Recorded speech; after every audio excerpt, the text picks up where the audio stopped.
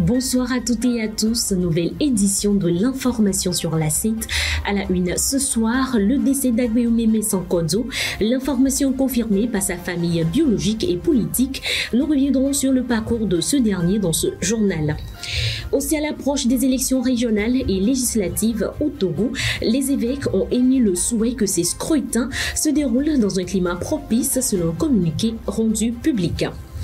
Au-delà de nos frontières, à la suite de l'évasion de plusieurs milliers de détenus de centres pénitentiaires qui a été attaqué par des gangs armés, le gouvernement haïtien a proclamé l'état d'urgence et mis en place un couvre-feu à Port-au-Prince. L'incident a entraîné la mort d'au moins une dizaine de personnes. Abdel Fattah al-Burhan, chef de l'armée soudanaise et président du Conseil souverain de transition du Soudan, a déclaré dimanche que le Soudan avait pleinement confiance en l'Union africaine et a appelé celle-ci à réintégrer son pays au sein de l'organisation régionale. Voici donc tout pour les titres de ce soir. Place au développement.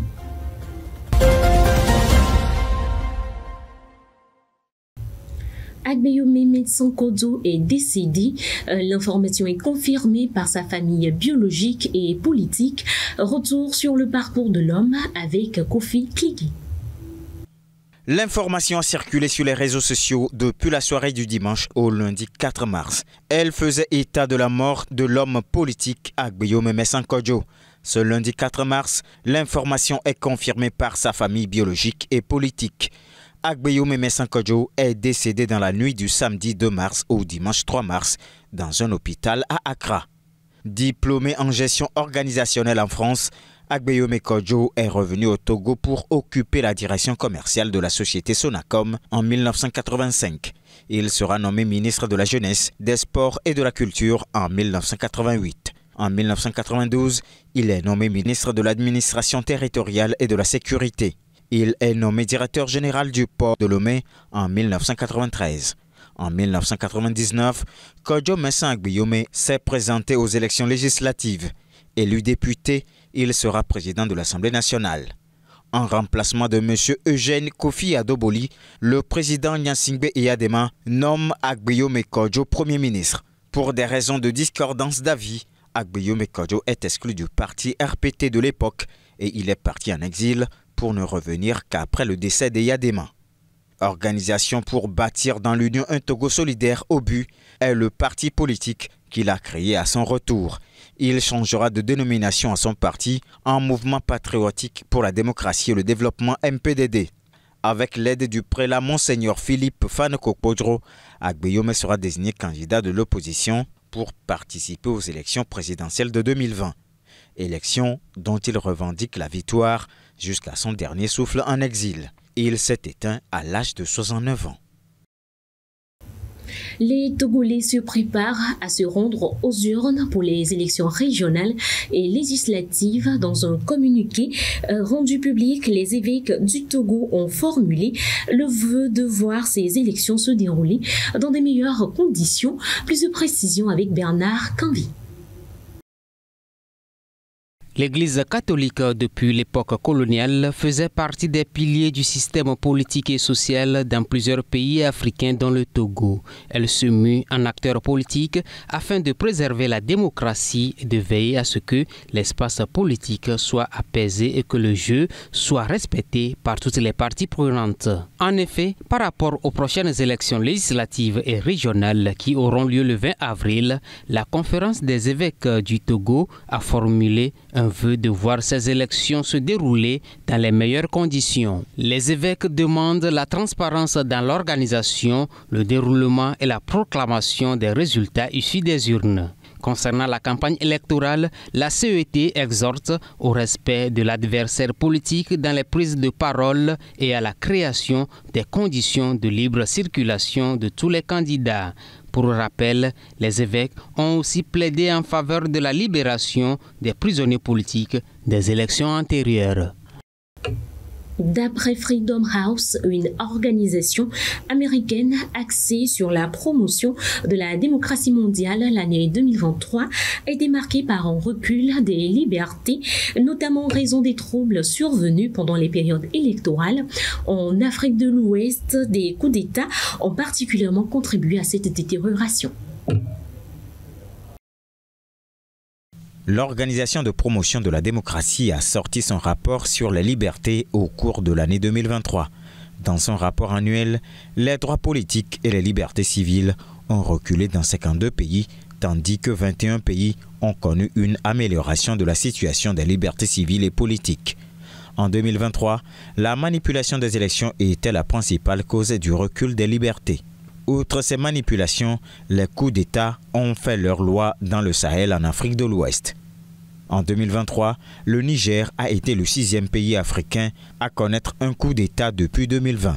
Ce qui dérange Freedom House, c'est qu'au-delà des coups qui renversent les gouvernements démocratiquement installés, les putschistes se montrent solidaires entre eux et contre les normes démocratiques préétablies. Il s'agit de l'Alliance des États du Sahel qui a décidé de regrouper les pays ayant connu le même sort. Parlant des élections, Freedom House reconnaît que beaucoup de pays africains avaient été affectés en 2023 par les violences engendrées par les élections. Par ailleurs, l'intolérance des lois contre les homosexuels a été considérée par Freedom House comme une privation de liberté.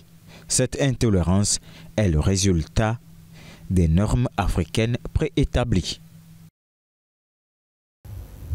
Diffamation et diffusion de fausses nouvelles, c'est la nouvelle arme que les acteurs étatiques et non étatiques brandissent contre les défenseurs des droits humains en lutte contre la corruption. Ces défenseurs, au lieu que leur travail soit salué, sont souvent harcelés.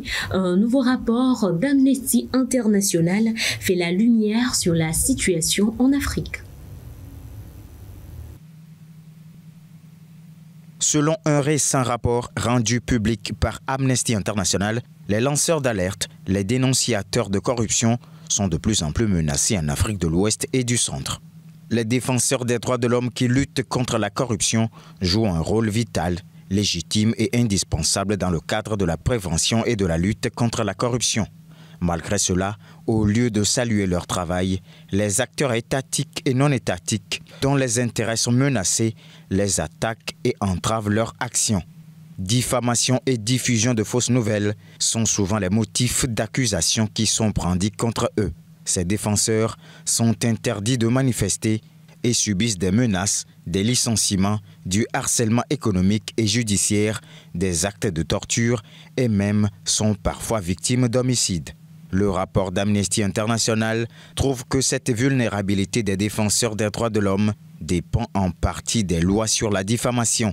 Ces lois comportent, à en croire le rapport, des définitions floues de la diffamation et aussi des dispositions contraires aux principes du droit international. En Afrique de l'Ouest et du Centre, la diffamation par voie de presse ou tout autre moyen de communication ainsi que sa reproduction est une infraction pénale passible de peine de prison et de lourdes peines d'amende. À l'international, au Nigeria, les attaques contre les réserves de céréales se multiplient et la crise alimentaire atteint des proportions inquiétantes. L'inflation limite le pouvoir d'achat des populations qui prennent d'assaut les entrepôts de l'État à la recherche de vivres. Et puis ce dimanche, une scène de pillage a poussé les autorités nigérianes à renforcer les mesures de sécurité autour des stocks de nourriture dans tout le pays. Plus de détails dans ce qui suit. Au Nigeria, les attaques contre les réserves de céréales se multiplient. C'est la crise alimentaire. L'inflation limite le pouvoir d'achat des populations qui prennent d'assaut les entrepôts de l'État à la recherche de vivres. Dimanche, une scène de pillage a poussé les autorités nigérianes à renforcer les mesures de sécurité autour des stocks de nourriture dans tout le pays. En février, le Sénat avait demandé au gouvernement nigérian de mettre en place des bons alimentaires. Selon le journal Daily Post Nigeria, cette mesure serait mise en place de façon provisoire pour tenter de faire reculer l'insécurité alimentaire. Elle devrait concerner plus de 26 millions d'habitants en 2024, soit plus d'un Nigérian sur 10. L'insécurité alimentaire préoccupe depuis bien longtemps au Nigeria. Le pays le plus peuplé d'Afrique est également confronté à une insécurité généralisée depuis plusieurs années.